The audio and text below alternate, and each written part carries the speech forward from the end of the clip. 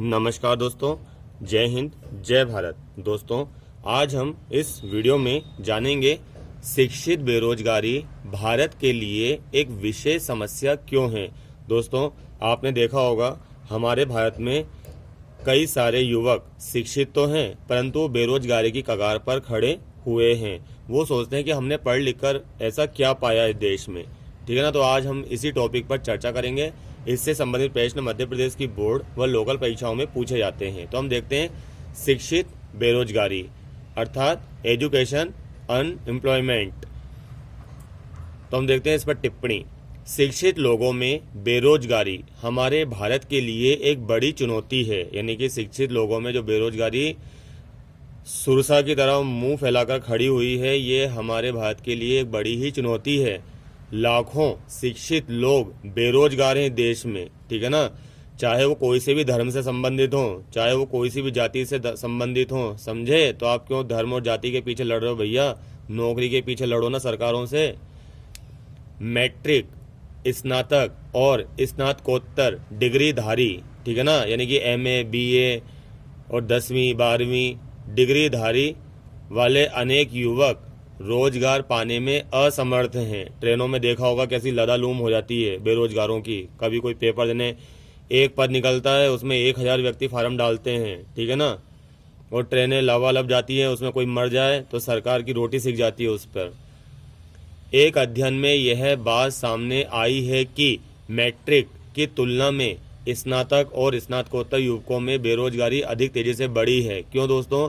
जो 10वीं वाला व्यक्ति होगा उसे शर्म कम आएगी, वो कुछ भी करके खा कमा लेगा। परंतु जो स्नातक है और स्नातकोत्तर युवक है वो किधर जाए, कहाँ जाए? क्योंकि लोग कहीं पे जाएंगे काम ढूंढने के लिए या छोटा मोटा काम करने के लिए, लोग उनकी हंसी उड़ाएंगे, ठीक है ना।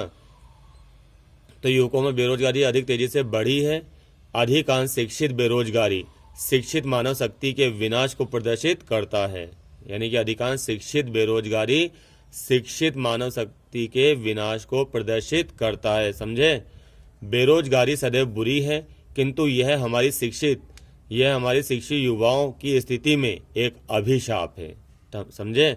बेरोजगारी सबसे बुरी है, लेकिन यह शिक्षित युवाओं की स्थिति में एक दीमक की तरह काम कर रही है। कई सारे शिक्षित युवा तो आत्महत्या कर लेते हैं, फांसी लगा लेते हैं दोस्तों, या फिर मुंह दिखाने काबिल नहीं होता है, डिप्रेशन में चले जाते हैं।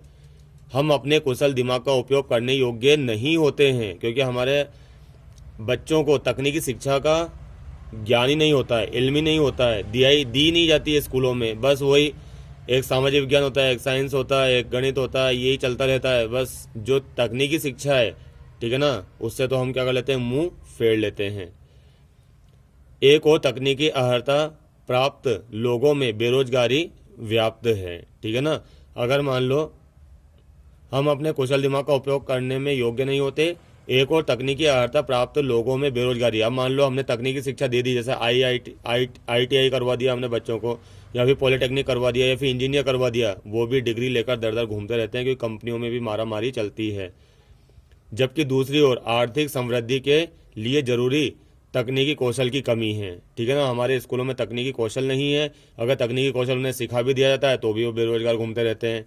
उपरोक्त कारणों से शिक्षित बेरोजगारी भारत के लिए विशेष समस्या है दोस्तों, समझे।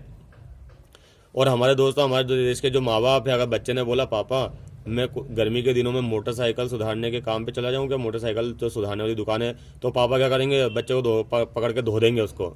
साले कुत्ते, इस प्रकार से अनाप शनाप बोलेंगे अच्छा इसलिए तुझे पढ़ाया लिखा है कि मोटरसाइकिल फ्री सुधारने जाएगा, वॉशिंग मशीन सुधारने जाएगा तू, इस प्रकार की बातें करते हैं। तो जब बच्चा फिर पिताजी की बात मानकर स्नातक डिग्री धारण कर लेता है, तो वही लड़का फिर फिर वही लड़का उस मोटरसाइकिल की दुकान पर जाने में क्या करने लग जाता है, शर्माने लग जाता है। यानी कि बचपन में वो बोल तो रहा था पापा मैं मोटरसाइकिल सुधारना सीखना चाहता हूँ, पापा मैं वॉशिंग मशीन सुधारना चाहता हूँ, पापा मैं ये सीखना चाहता हूँ, पापा मैं हुनर सीखना चाहता हूँ, पापा कुछ हाथ का हुनर। लेकिन पिताजी ने क्या करा, उसके मनोबल को तोड़ दिया, उसको होपलेस कर दिया। जब वो डिग्री लेकर बड़ा हुआ तो इसी काम को करने में आज उसे शर्म आने लग गई, अर्थात बेरोजगारी बढ़ गई। आई बात समझ में?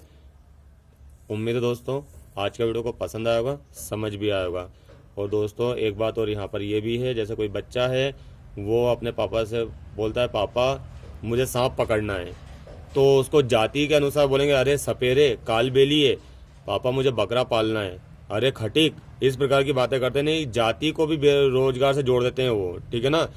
हो सकता है क्या पता वो लड़का जो सांप पकड़ना चाहता था वो कल डिस्कवरी चैनल पर चला जाता, या फिर नेशनल ज्योग्राफिक पर चल जाता, या फिर सांपों का वैज्ञानिक बन जाता वो, लेकिन उसके मनोबल को तो पिताजी ने वहीं तोड़ दिया। तो ये कर, तो ये कर, तो ये कर, इसके चक्कर में फिर बाद में वो इन चीज़ों से शर्माने लग गया। आई बात समझ में। तो यही बेरोजगारी बढ़ने के कारण है। उम्मीद है आज का वीडियो को पसंद आया होगा, समझ में आएगा। धन्यवाद। जय हिंद, जय भारत।